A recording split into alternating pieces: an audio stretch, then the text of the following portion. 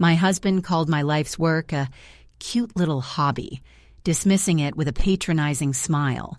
He had no idea the hobbyist was about to become his new boss. The smell of tanned leather and beeswax is the smell of my ambition. For 5 years, I poured every spare moment, every ounce of creativity into my craft. It started in a corner of our garage with a few secondhand tools and a dream. I made handcrafted leather bags, journals, and accessories. I called my little business Aura Leathercraft. At first, it was just a few sales on Etsy, mostly to friends and family. But I was good. I was really good. My stitching was meticulous, my designs were unique, and my passion was infused into every single piece. Slowly, word got out. A popular fashion blogger stumbled upon my Instagram, and suddenly, orders were flooding in. I was working 16-hour days. My hands were raw, but my heart was soaring. I was building something real, something that was mine. My husband, Mark, was always supportive, in the way you'd be supportive of a child's lemonade stand. He'd pat me on the head and say, "That's nice, honey," before turning back to his laptop. Mark worked in corporate marketing. His world was all about synergy, deliverables, and quarterly reports. To him, my workshop was a charming, dusty little nook where I kept myself busy. He never asked about the specifics, the challenges of sourcing sustainable leather, the intricacies of a new saddle stitch I was perfecting, or the thrill of seeing a customer's overjoyed review. He just saw it as a hobby, a cute hobby. The night it all shattered started with the best news of my life. I'd been in talks with a high-end boutique in the city, a place with a notoriously discerning owner. They wanted an exclusive line of my bags. This wasn't just a big order, it was a validation. It was the key to moving out of the garage and into a proper studio, to hiring an assistant, to turning Aura Leathercraft from a passion project into a legitimate brand. I was vibrating with excitement. I made Mark's favorite meal, a steak dinner with all the trimmings, and opened a bottle of the good wine we'd been saving. He came home late, as usual, tie loosened, phone already pressed to his ear. "No, Jeff, the metrics are soft.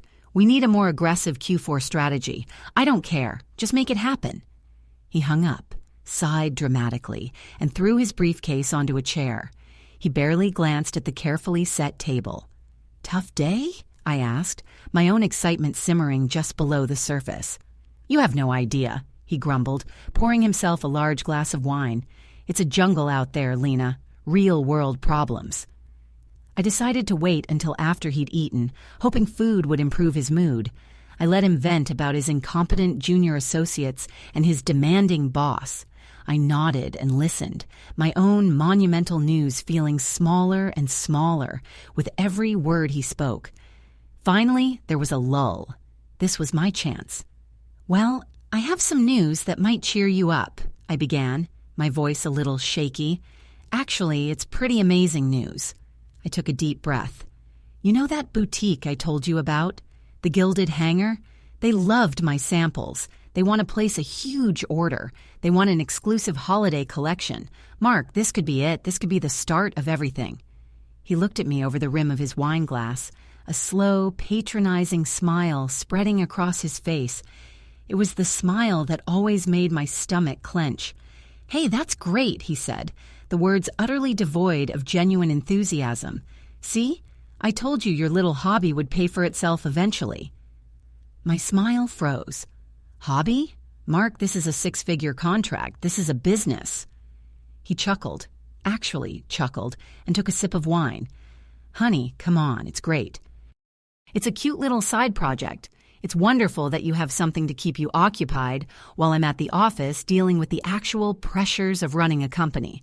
A 6-figure contract is a rounding error in my department's budget. It's a different league." He reached across the table and patted my hand. "I'm proud of you, really. It's an adorable little business." Adorable. That was the word that did it. Not hobby, not cute, but adorable.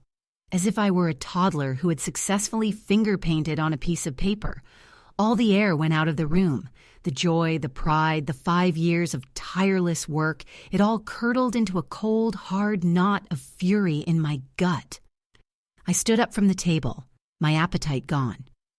"I think I'm going to go work for a bit," I said, my voice dangerously quiet. "My adorable little business needs my attention." I spent the next 2 days in a silent rage, communicating with Mark only in curt one-word answers. I threw myself into designing the new collection, the rhythmic punch of the awl through the leather, a welcome outlet for my anger. On the 3rd day, a thick, formal-looking envelope arrived in the mail, addressed to me. It was from a law firm in another state. My hands trembled as I opened it. It was about my grandmother's will. She had passed away 6 months earlier, and I knew she'd left me something. But I assumed it was a sentimental piece of jewelry or a small sum of money. I sank onto the steps of the porch as I read the letter. My grandmother, a woman who had run her own successful catering company for 40 years against all odds, had left me the entirety of her investment portfolio. She wrote in a separate personal note that she was leaving it to the one who had the grit to build something from nothing, just like she did. I looked at the number on the page, and the world tilted on its axis. It wasn't just a life-changing amount of money, it was enough to buy a small country.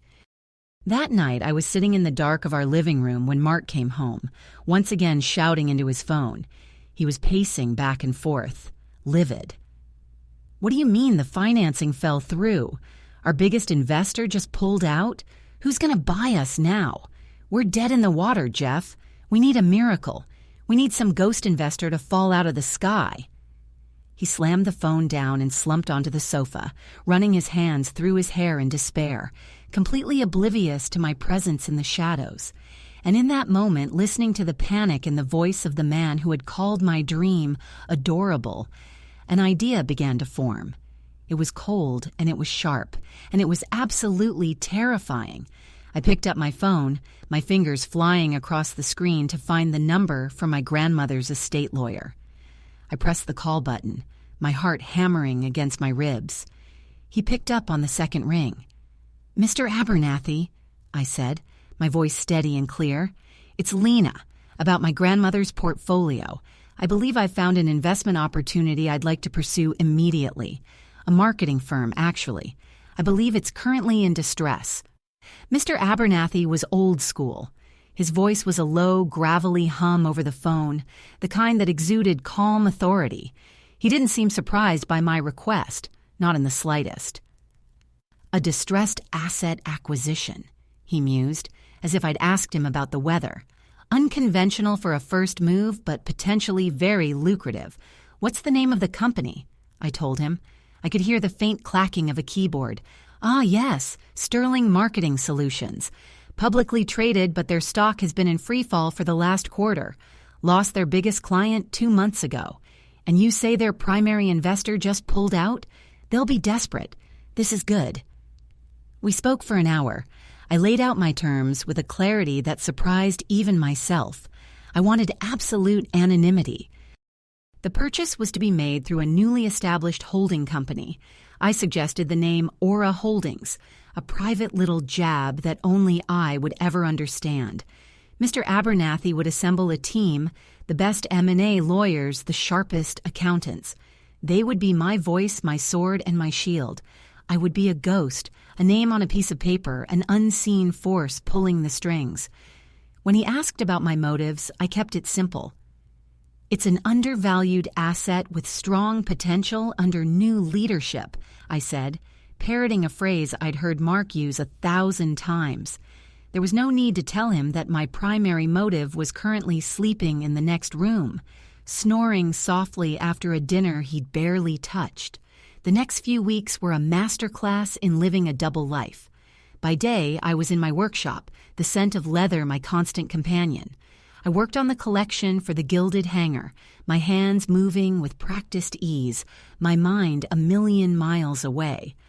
My phone, propped up against a jar of dye, would buzz with encrypted emails. "Initial offer submitted." "They've countered. Due diligence team is in place." I would read complex financial statements between saddle stitches, approving seven-figure wire transfers while waiting for a piece of leather to dry. I was building one empire in the open and orchestrating the hostile takeover of another in the shadows. At night, I was the supportive, slightly detached wife. Mark was a ghost in our house, a storm cloud of stress and anxiety. He was on the phone constantly, his conversations a litany of desperation. He'd pace the length of our living room, a caged animal talking about debt-to-equity ratios and liquidation scenarios. He barely noticed me. When he did, it was to vent. "You're lucky, Lena," he said one night, slumping onto the kitchen stool while I cleaned up. "You get to hide away in your little workshop with your little projects. No pressure, no consequences. Must be nice to not have the weight of 40 people's livelihoods on your shoulders." I just nodded, wiping down a perfectly clean countertop, the irony a burning coal in my stomach. The livelihoods of those 40 people were, at that very moment, resting entirely in my hands. The breakthrough came on a Tuesday. Mark burst through the door, his face flushed with something I hadn't seen in months: elation. He was actually smiling. "You are not going to believe this," he shouted, grabbing me by the shoulders. "We're saved. Some private equity firm out of nowhere, a ghost company called Aura Holdings, came in with an offer, a really aggressive offer. They're buying us out completely. The board is signing off tomorrow. We're saved." He was practically giddy. He pulled me into a hug, spinning me around the kitchen. "Can you believe the timing? It's a miracle. The CEO, my boss, is being pushed out, but the new owners want to keep the senior management team in place to ensure a smooth transition. This is my chance, Lena. With Richard gone, I'm the top candidate to take over as president of the whole division. This new owner, they're a shark, a real killer. They saw the value everyone else missed." He finally let me go, his eyes shining. God, it feels good to be seen by someone who actually gets it, someone who understands real business. I forced a smile, my heart pounding a slow, heavy rhythm against my ribs. "That's amazing, Mark. I'm so happy for you." My voice was a perfect imitation of the supportive wife he expected me to be. The next 2 days were a blur of him preparing. He bought a new suit, a power tie, and spent hours in front of the mirror practicing his speech for the new owner. "First impressions are everything," he'd say to his reflection. "You have to project confidence. They need to know they bought a winning team." He was so full of hope, so high on the validation of being seen by this mysterious, brilliant investor. The morning of the big meeting arrived. He was up at dawn, humming in the shower. I watched him knot his power tie, his movements crisp and confident. He looked every bit the corporate shark he so admired. He kissed me on the cheek as he grabbed his briefcase. "Wish me luck," he said, already halfway out the door. "I'm off to go meet my new boss. Big day." "I know," I said quietly after the door clicked shut. I took a slow sip of my coffee, the porcelain warm against my fingers. Then I walked upstairs to my own closet. I bypassed the jeans and flannel shirts I usually wore to the workshop. Instead, my hand went to the back, to a garment bag I hadn't touched in years. I pulled it out and unzipped it. Inside was a charcoal gray power suit, exquisitely tailored, paired with a silk blouse the color of steel. I began to get dressed, my movements deliberate and calm. I put on the pearls my grandmother had left me, the ones she wore when she signed the deal for her first commercial kitchen. I looked at my reflection in the mirror. The woman staring back wasn't a hobbyist. She wasn't cute, and she wasn't adorable. She was the owner. I picked up my own briefcase from the bed, the one containing a single folder with the final, signed acquisition documents. My phone buzzed on the nightstand. It was a text from Mr. Abernathy. "They're all assembled in the main conference room, awaiting your arrival, Madam CEO." The drive to the Sterling Marketing Solutions headquarters felt like moving through a dream.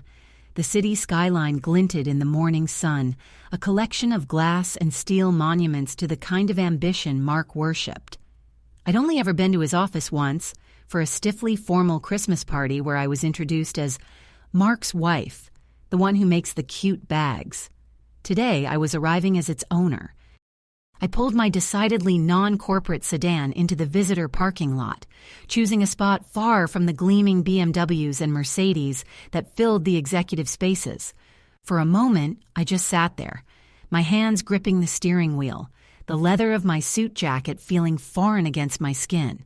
This was it, the point of no return. Walking through the lobby was an out-of-body experience. The air hummed with a nervous energy. People in sharp suits bustled past, their faces tight with anxiety and speculation. No one gave me a second glance. I was just another woman in a suit, invisible. I checked in at the front desk, giving my name Lena Petrova to the young receptionist. Her eyes widened slightly as she found my name on the visitor list, listed simply as meeting with board. She handed me a visitor's pass with a newfound respect. "They're on the top floor, ma'am, the main conference room. I'll let them know you've arrived." The elevator ride was silent and swift. The doors opened onto a hushed, carpeted hallway, lined with intimidating modern art. The only sound was the click of my heels on the polished floor. At the end of the hall were two large oak doors. A man in a suit, who I recognized from Mr. Abernathy's files as the outgoing CEO, Richard, was standing there wringing his hands. Beside him stood Mr. Abernathy himself, a towering, stoic presence in a perfectly tailored three-piece suit. He gave me a subtle, reassuring nod. "Ms. Petrova," Richard said, forcing a brittle smile and extending a clammy hand. "Richard Klein, on behalf of the entire company, welcome." His voice was strained. He was a man who had just lost his kingdom, and I was the usurper. "Mr. Klein," I said, my voice even and cool. I shook his hand firmly. "Thank you for facilitating this transition." Mr. Abernathy stepped forward. "The senior management team is assembled inside," he murmured, his gaze flicking towards the oak doors. "They are eager to meet you." I took a deep breath, the scent of expensive floor polish and stale coffee filling my lungs. This was the moment. I nodded to Mr. Abernathy, who pulled open one of the heavy doors for me. I stepped inside. The room was vast, dominated by a long mahogany table that could probably seat 30. Floor-to-ceiling windows offered a breathtaking panoramic view of the city. Seated around the table were about a dozen people, the senior leadership of Sterling Marketing. They all rose to their feet as I entered, a sea of anxious, curious faces. I scanned them quickly, a roster of names and positions flashing through my mind from the files I had memorized. Head of finance, head of operations, head of creative. And then I saw him. Mark was sitting halfway down the table on the right. He was wearing his new power suit, and his face was alight with a confident, eager smile. He looked ready to impress, ready to charm, ready to seize the opportunity he believed was his. When I walked in, his eyes, like everyone else's, were fixed on the door, anticipating the powerful older man he probably imagined was the shark behind Aura Holdings. He saw me, but he didn't register me. I was just a woman in a suit, probably a lawyer or an assistant trailing in behind the real power. His gaze flickered past me, looking for someone else. Mr. Abernathy closed the door behind us, the soft click echoing in the silent room. He moved to the head of the table, placing his briefcase down. Richard Klein cleared his throat nervously. "Everyone," he began, his voice cracking slightly, "I'd like to introduce you to the new ownership. This is—" He faltered, looking to Mr. Abernathy for guidance. Mr. Abernathy simply gestured towards me. "Allow me to introduce the sole principal of Aura Holdings and the new CEO of this company, Ms. Lena Petrova." A collective, confused silence fell over the room. I could feel every eye lock onto me. I watched the wave of disbelief ripple across their faces. But I only had eyes for one person. I watched Mark. His practiced, confident smile didn't just falter, it evaporated. The color drained from his face, leaving behind a sickly, pale mask of utter shock. His jaw went slack. His eyes, wide with incomprehension, darted from me to Mr. Abernathy and back again, as if trying to solve an impossible equation. It was as if his brain had short-circuited. Lena? His Lena? The one with the cute little hobby? Here? I let the silence hang in the air for a few moments longer, savoring it. I walked slowly to the head of the table and placed my own briefcase next to Mr. Abernathy's. I looked directly at Mark, my expression unreadable. His world was collapsing in real time, and I was the architect of its destruction. "Good morning," I said, my voice clear and strong, resonating in the cavernous room. "I trust you've all been briefed on the acquisition. There are going to be a lot of changes around here. My first order of business will be a full review of all senior management roles and their performance." My gaze swept across the stunned faces at the table, a dozen executives suddenly feeling the chill of uncertainty. Then my eyes landed back on my husband, who looked like he had seen a ghost. "Mr. Mark Stanton," I said, my voice laced with steel. "My office. Now." The walk to what was now my office felt like miles. Mark trailed behind me like a condemned man, his confident stride from that morning replaced with a shuffling, uncertain gait. The click of my heels on the marble floor was the only sound, each step an assertion of my new reality. The other executives remained frozen in the conference room, the shock still palpable in the air. I had thrown a grenade into their predictable corporate world, and my husband was ground zero. The CEO's office was an opulent corner suite, a glass-walled cage with a view that screamed power. A massive mahogany desk sat like an altar in the center of the room. I walked around it, the leather of the high-backed chair sighing as I sat down. It felt right. I motioned for Mark to close the door. He did so mechanically, his hand fumbling with the handle. He didn't sit. He just stood in the middle of the expansive room, looking small and utterly lost, his expensive suit suddenly looking like a costume that didn't fit. "Lena?" "What is this?" he finally managed to stammer, his voice a hoarse whisper. "This is some kind of joke, right? A prank?" I leaned back in the chair, steepling my fingers. I looked at him, really looked at him. Not as my husband, but as an employee, an asset to be evaluated. "Does this look like a joke, Mark?" I asked, my tone flat and devoid of any emotion he might recognize. "Aura Holdings, the ghost investor that fell out of the sky to save you, that was me. The shark, the killer who saw the value, also me." He shook his head, a gesture of pure denial. No, that's impossible. Where would you get... How could you... His mind was scrambling, trying to reconcile the woman who made leather bags in their garage with the woman sitting in Richard Klein's power seat. "My grandmother," I said simply. "She understood the value of building something. She left me the means to do it on a scale you could never comprehend." The mention of my grandmother seemed to break through his stupor. A flicker of something ugly crossed his face, not just shock, but a flash of bitter resentment. The realization that I had access to this kind of power, independent of him, was a blow to his very core. "So this is what? Revenge?" he spat, a bit of his old arrogance returning. "Because I called your little arts and crafts project a hobby. You spent millions of dollars to prove a point." "Don't flatter yourself, Mark," I said, my voice dropping to a dangerously quiet level. "You're not that important. You were a catalyst. I'll grant you that." "You opened my eyes to the fact that I was playing small and that I was letting you define the size of my world. This," I gestured around the opulent office, "is not about you. This is about me. This is a business decision. Sterling Marketing was a distressed asset. It was undervalued, poorly managed, and bleeding money. Just like you said, a real shark could see the potential." I paused, letting the words sink in. "The difference is, I was the shark." He flinched as if I'd slapped him. He opened his mouth to say something, then closed it. For the first time in our entire marriage, Mark was speechless. He was a man who lived by a corporate playbook, and there was no chapter for this. The rules he understood had been completely rewritten, and he didn't even know the new language. "I've read your file," I continued, my voice all business. All of them, actually. I've seen the performance reviews, the project reports, the expense accounts. Your division's metrics are, as you so eloquently put it, soft. Your leadership has been reactive, not proactive. You've lost 2 major clients in the last year.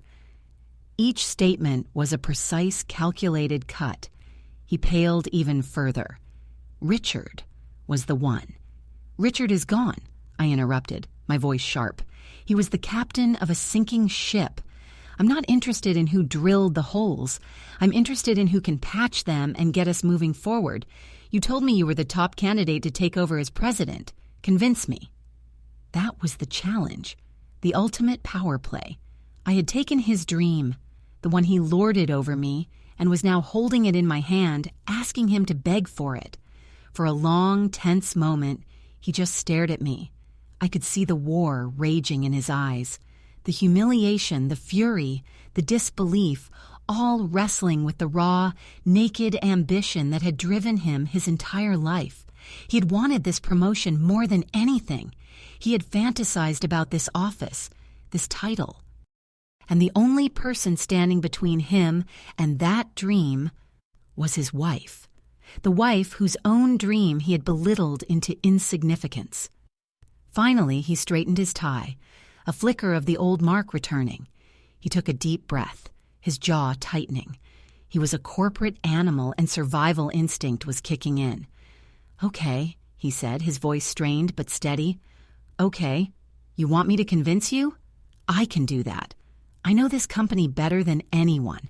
I know the clients, I know the team. The recent losses weren't my fault. They were a result of Richard's outdated strategies. I have a plan, a 90-day strategy to turn this entire division around.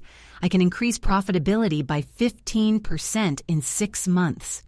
He started pacing, launching into the very pitch he had probably practiced in front of the mirror for a faceless male CEO.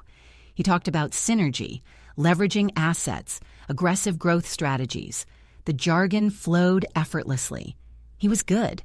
I had to admit he was very good at this part. He was confident, articulate, and passionate. He was selling himself, and he was a natural salesman. I let him talk for 10 minutes, listening impassively. When he finally finished, he stood before my desk, slightly out of breath, his eyes searching my face for any sign of approval. I was silent for a long moment. Then I slowly opened the folder on my desk. "It's a compelling pitch, Mark," I said calmly, "but I've already made a decision about the new president of marketing." I slid a single sheet of paper across the vast polished expanse of the mahogany desk towards him. It was an internal memo, drafted and ready to be sent out to the entire company. He stepped forward and picked it up. His eyes scanned the first few lines, and I watched his face crumble. The memo announced a corporate restructuring. It detailed the dissolution of his entire division, which would be absorbed into a new, leaner department. And at the bottom, it announced the appointment of the new president of marketing for Sterling Solutions. It was a name he knew, a woman he had personally dismissed as a legacy hire. Just a few weeks ago, someone he'd told me was all connections and no talent. It wasn't his name.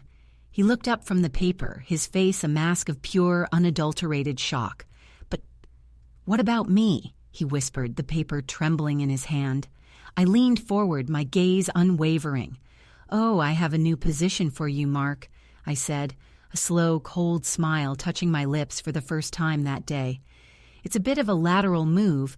Actually, it's more of a special project." Mark stared at me, the memo still clutched in his hand like a death sentence. "A special project?" he repeated, his voice hollow. All the fight, all the practiced corporate bravado had drained out of him, leaving behind a confused, broken shell. "That's right," I said, my tone brisk and businesslike. I pulled another document from my folder. It was a detailed project proposal. As you know, the Gilded Hanger is one of the most exclusive and influential boutiques in the city. Getting a product line in their store is a major coup for any brand. Their owner is notoriously selective. Well, it turns out they've just signed a massive contract with a new supplier for a line of handcrafted leather goods. I paused, letting him connect the dots. His eyes widened slightly as the dawning horror spread across his face. "The brand is called Aura Leathercraft," I continued, savoring every word. "And as part of Sterling's new direction, we're going to be handling their marketing. Pro bono, of course, as it's the CEO's personal brand. It's a fantastic opportunity to showcase our agency's ability to elevate a boutique brand into a national name. And I need someone to lead the project. Someone with an intimate understanding of the brand's origins. Someone who knows the founder personally." I slid the project proposal across the desk.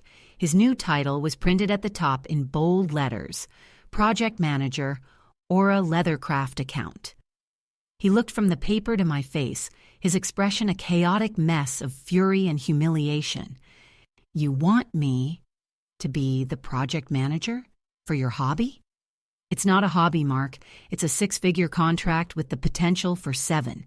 It's a core growth project for this company now. Your company, our company." I leaned back, my voice softening slightly but losing none of its steel. "You told me it was an adorable little business.